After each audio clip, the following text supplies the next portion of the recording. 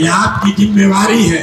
अगर आप नहीं साथ खड़े होगे तो भाई आप अपने को धोखा नहीं दोगे। पूरे राज्य में मुसलमानों का जो एक रास्ता खुल रहा है वो बंद हो जाएगा। देखिए जन स्वराज के आने से आपका क्या फायदा हुआ। जन स्वराज के आ जाने मात्र से जो लोग आपके समाज के एक बड़े नेता उनकी मौत के बाद मैयत में शामिल नहीं हुए, आज उनको घर में बुलाकर टोपी पहना रहे हैं, दल में शामिल करा रहे हैं। ये जन स्वराज की ताकत है। ये बेलागंज में मुसलमानों का हुजूम जो जन स्वराज के साथ चल रहा है, ये उसकी ताकत है। ये जन स्वराज लोकतंत्र को जिंदा कर रहा है। मुसलमानों की बंधुआ मजदूरी को खत्म कर रहा है। मुसलमानों को ये बताया जा रहा है कि आप खड़े होइए, वोट जिसको देना है दीजिए, लेकिन कम से कम इतना जरूर कहिए कि अगर हमारा काम नहीं करोगे, अगर हमारे बच्चों की चिंता नहीं करोगे, अगर हमारे बच्चों के पढ़ाई और रोजगार की बात नहीं करोगे तो हम बंधुआ मजदूर नहीं हैं, हम जन स्वराज में भी जा सकते हैं। ये दरवाजा आपके लिए खुल रहा है। नहीं तो 30 बरस से राजद वालों ने एक ही फॉर्मूला दिया है, भाजपा को हराना है तो मुसलमान जाएगा कहां, हमको वोट देगा ही देगा। और आपकी दशा उस किरासन तेल की है जो लालटेन में डलकर जल रहा है। जल आप रहे हो, जल आपके बच्चों का भविष्य रहा है और रोशनी हो रही है कहीं और। तो जन स्वराज का ये संकल्प है कि अगर किरासन तेल आपका है, संख्या आपकी है, वोट आपका है, तो रोशनी भी आपके घर होनी चाहिए। यही व्यवस्था बनाने के लिए आए और आपको जीत का एक फॉर्मूला बता देते हैं। ये जो सैकड़ों करोड़ रुपया लेकर सलाह देते हैं, अब वो काम छोड़ दिए। अब तय किया है कि गांव-गांव जाकर बिहार के लोगों को सलाह देंगे। तो आपको एक जीत का रास्ता बता देते हैं। ओवैसी साहब भी कह रहे हैं आजकल कि सब मुसलमान को एक हो जाना चाहिए। यहाँ पर भी मुसलमान साथियों ने खड़े होकर कहा कि सारे मुसलमान एक हो जाइए, जिताइए अमजद भाई को। हम आपको कह रहे हैं उनकी बात मत मानिए, उस फॉर्मूले से नहीं जीतिएगा। जीतने का फॉर्मूला हम आपको बताते हैं। पूरे देश में 80% हिंदू रहते हैं। पूरे देश, ध्यान से समझिए, पूरे देश में 80% हिंदू रहता है और भाजपा को वोट मिला है 36%। 36% भाजपा को वोट मिला है। इसका मतलब है कि आधे से कम हिंदुओं ने भाजपा को वोट दिया है। आपको मेरे भाई सिर्फ इतना ही पहचानना है कि वो कौन हिंदू हैं जो भाजपा की विचारधारा से इत्तेफाक नहीं रखते हैं। हम आपको बता देते हैं, जो गांधी की विचारधारा को मानने वाले हिंदू हैं, वो आज की भाजपा की विचारधारा से उनका कोई रास्ता नहीं है। वो चाहे किसी जात का हो। जो बाबा साहब अंबेडकर के विचारधारा को मानने वाला हिंदू है, वो भी भाजपा के साथ नहीं है। जो लोग कम्युनिस्ट विचारधारा के हिंदू हैं, वो भी चाहे किसी जात के हों, वो भी भाजपा के साथ खड़ा होने को तैयार नहीं है। और जो लोग लोहिया जयप्रकाश के समाजवाद को मानने वाले हिंदू हैं, वो भी भाजपा के साथ नहीं है। तो अगर इन चार विचारधारा के मानने वाले हिंदुओं के साथ मुसलमानों का सामाजिक राजनीतिक गठजोड़ बन जाए, तो विचारधारा आधारित एक ऐसी व्यवस्था बन जाएगी जिसमें आपकी संख्या हुई 60% और भाजपा हुए 40, और इससे जीत निश्चित तौर पर मुकम्मल हासिल की जा सकती है। यही फर्क है ओवैसी के फॉर्मूला में और जन स्वराज के फॉर्मूला में। ओवैसी साहब कह रहे हैं कि मुसलमानों का रहनुमाई समाज का कोई आदमी करना चाहिए, मुसलमानों को अपने पैर पर खड़ा होना चाहिए। जन स्वराज भी ये कह रहा कि आपका रहनुमा कोई तेजस्वी यादव, प्रशांत किशोर नहीं हो सकता है। कोई ना कोई आपके समाज का लड़का ही होना चाहिए, लेकिन वो लड़का होना चाहिए जो विचारधारा के आधार पर अपने कौम के साथ साथ उन आधे हिंदुओं को भी साथ लेकर चले जो आपके साथ चलने को तैयार है। तभी तो लड़ाई जीतोगे रे भाई। नहीं तो सिर्फ अगर मुसलमान इकट्ठा हो जाए तो आप होइएगा 20 और हिंदू हो जाएगा 80, तो आप कभी भी चुनाव नहीं जीत पाएंगे। तो अगर चुनाव जीतना है, अगर फिर से गांधी की विचारधारा को पुनर्जीवित करना है, तो आपकी जिम्मेवारी है कि सिर्फ मुसलमान मुसलमान करने से नहीं होगा। उन हिंदुओं को साथ लीजिए जो विचारधारा के आधार पर आपके साथ कंधा लगाकर चलने को तैयार है। उसको अगर छोड़िएगा तो फिर आपका फायदा नहीं होगा। हम आपसे वोट नहीं मांग रहे, लेकिन जन स्वराज के लिए, इस प्रयास के लिए आपसे आपका दुआ मांगने आए, आपके बच्चों को मांगने आए। अपने बच्चों को इस व्यवस्था से जोड़िए। पैसे की चिंता मत कीजिए, जीत हार की चिंता मत कीजिए। ये मुसलमानों के दिमाग में बैठा दिया गया है कि चुपचाप बाहर बैठ के देखते रहो, जब पता चले कौन जीत रहा है उसको वोट दो। ये आपके कौम में जो बात बताई गई है उसके खिलाफ है। आपके कौम में ये बताया गया है कि ईमानदारी से बिना जद्दोजहद किए बगैर जीवन में कुछ हासिल होने वाला नहीं।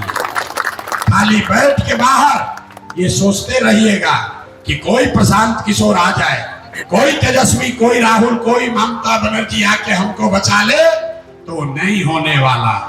आपको अपने समाज में अपने आप को जद्दोजहद के लिए तैयार करना होगा, तभी आपका भलाई हो सकता है। तो जन स्वराज वो व्यवस्था है, वो प्लेटफॉर्म है जहां आप जुड़कर अपने बच्चों को जोड़कर उनको राजनीतिक जद्दोजहद के लिए तैयार कर सकते हैं। जब आप वो करोगे तभी आपको सफलता मिलेगी। प्रशांत किशोर को भी अगर आप आंख बंद करके वोट दोगे तो हम आपको कह रहे हैं आपका भला होने वाला नहीं है। जैसे पहले के लोगों ने आपको ठगा, प्रशांत किशोर और जन स्वराज भी आपको ठगेगा। अगर आप प्रशांत किशोर और जन स्वराज आपके बच्चों के पढ़ाई की बात नहीं कर रहे हैं, आपके बच्चों के रोजगार की बात नहीं कर रहे हैं, आपके किसी बुजुर्ग की, किसी लड़के की हत्या होने पर खड़ा नहीं होते हैं, आपकी सुरक्षा में अपना गर्दन सामने नहीं फंसाते हैं, तो प्रशांत किशोर को वोट मत दीजिए, बिल्कुल मत दीजिए। यह तभी आपका सुधार होगा। जन स्वराज का इस्तेमाल कीजिए। अभी तक दलों ने, नेताओं ने आपका इस्तेमाल किया है, कम से कम इतना सलाहियत तो पैदा कीजिए कि कोई एक व्यवस्था आई है जन स्वराज की, इसका इस्तेमाल आप करके अपने बच्चों को आगे बढ़ा लीजिए। अगर इतनी भी सलाहियत आप में नहीं है तो कैसे भला होगा। अरे मोदी को इतना समझ तो होगा ना भाई कि प्रशांत किशोर आया है, इसका मदद लेकर आगे बढ़ जाए, तो इतना सलाहियत तो पैदा कीजिए, तभी सुधार होगा। तो आपको एक टास्क देकर जा रहे, आपस में आप वोट दीजिए मत दीजिए। जितने मुसलमान साथी हैं, आपका कोई ना कोई हिंदू मित्र जरूर है, किसी न किसी के साथ आपका उठना बैठना है। तो बेलागंज में आपके मुसलमानों का वोट कितना है इसको रोज मत गिनिए। आपके हिंदू मित्र कितने हैं उसकी सूची कल से बनाइए और एक काम कीजिए, कौम के लिए, समाज के लिए, बेलागंज के लिए, बिहार के बेहतरी के लिए। जिस हिंदू को भी आप जानते हैं उसमें से कम 5 हिंदुओं के घर जाइए और उनके साथ बैठकर चाय पीजिए, उनके साथ बैठकर मशवरा कीजिए, उनको अपने साथ लेकर चलिए। ये प्रयास करके देखिए, आप 40,000 हैं या 50,000, अगर 5-5 हिंदू परिवारों के पास भी आप जाएंगे तो 2 लाख की आपकी ताकत हो जाएगी बेलागंज में। जीतने का रास्ता वहां से निकलेगा, वरना वही 40,000 को कभी दाएं से जोड़िएगा, कभी बाएं से जोड़िएगा, उससे बात नहीं बनेगी। कम से कम 5 परिवार के पास आप जरूर जाइए। इसमें आपका कोई पैसा नहीं लगना, आपको सभा नहीं करनी है, आपका पैसा नहीं लगना है, आपका दोस्त मित्र साथ में काम करने वाला जिसको भी आप जानते हैं, 5 ऐसे व्यक्तियों को आने वाले 10 दिन में आप मिलिए, उनसे आग्रह कीजिए, उनको समझाइए कि गांधी की विचारधारा आधारित इस व्यवस्था को पुनर्जीवित करना है। बिहार में हिंदू मुस्लिम सब मिलकर एक नई व्यवस्था बनाएं। इसके लिए जरूरी है कि सब लोग साथ में चले। और ऐसा नहीं है गलती से भी यादव समाज के लिए कुछ बात मत बोलिए। यादव समाज आपका कोई झगड़ा नहीं है भाई। यादवों के लिए लालू जी ने कुछ नहीं किया। हम आपको बता रहे हैं, रोज कैमरे पर कहते हैं, यहाँ के जो नेता हैं ये जात की राजनीति नहीं करते। लालू जी कहां कहते हैं कि जो यादव लड़का होगा सबसे काबिल बिहार में, वही बिहार का राजा बनेगा और सब यादव जी लोग आप लोग वोट दीजिए। सुरेंद्र जी कहां ये कह रहे हैं, मनोरमा जी कहां कह रही हैं कि जो बेलागंज में सबसे काबिल यादव समाज का लड़का है वो उम्मीदवार होगा। वो लोग ये नहीं कहते हैं। लालू जी सुरेंद्र यादव ये कह रहे हैं कि हमारा लड़का विधायक होगा, हमारा लड़का बिहार का राजा होगा और सारे यादव समाज के लोग हमको वोट दीजिए। जात का राजनीति कहां हुआ?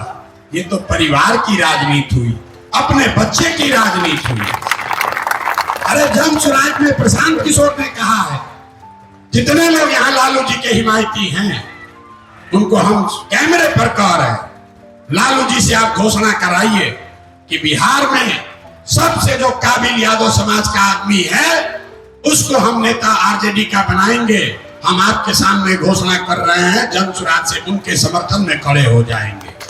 लेकिन उनको किसी समाज से मतलब नहीं है। बगल में मांझी जी खड़े हैं, मांझी जी को मुसहर समाज से मतलब नहीं है।